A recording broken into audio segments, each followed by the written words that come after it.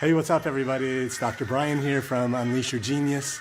And I just wanted to talk about kettlebells tonight because we were going to do some kettlebell workouts in the morning.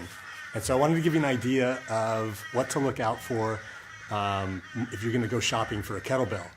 So there's actually two basic types. There's professional kettlebells, and then there's the cast iron kettlebells. So all you really need is the cast iron ones. They're a lot cheaper than the competition ones, unless you want to get really serious. The main difference between the professional ones is that as they go up in weight, they stay the same size. You can see that as these get heavier, they get bigger in size, but the competition ones stay the same. They're also made from stainless steel, where these are cast iron. Now, and you can also make your own. But I don't recommend that. They can be pretty dangerous.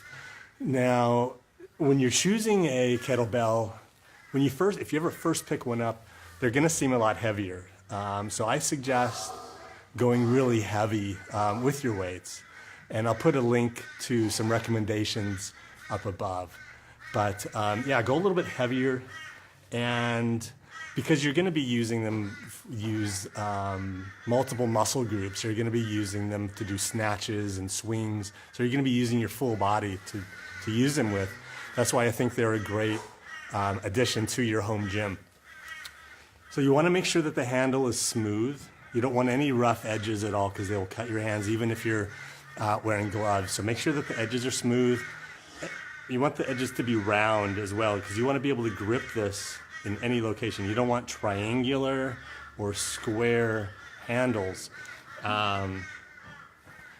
Make sure that the circumference that your hand fits around the circumference of the handle. If it's too thick, when your hands get sweaty, it's a lot harder to control.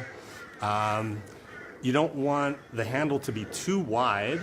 They make some really wide ones, and you don't want it too narrow. You want to be able to fit both hands underneath it so that you can swing with two hands.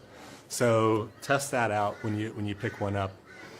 The distance between the handle and the bell needs to be pretty good so that your hand can fit through it. So at least 5 centimeters, a couple of inches or so that you have that space in between.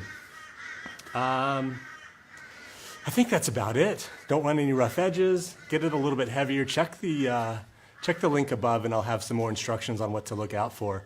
But in the morning, we're going to do a quick 5-minute high-intensity interval training, Tabata style workout with some kettlebells. So look forward to seeing you then, nice and early at 6:30, sunrise workout. I'll see you then.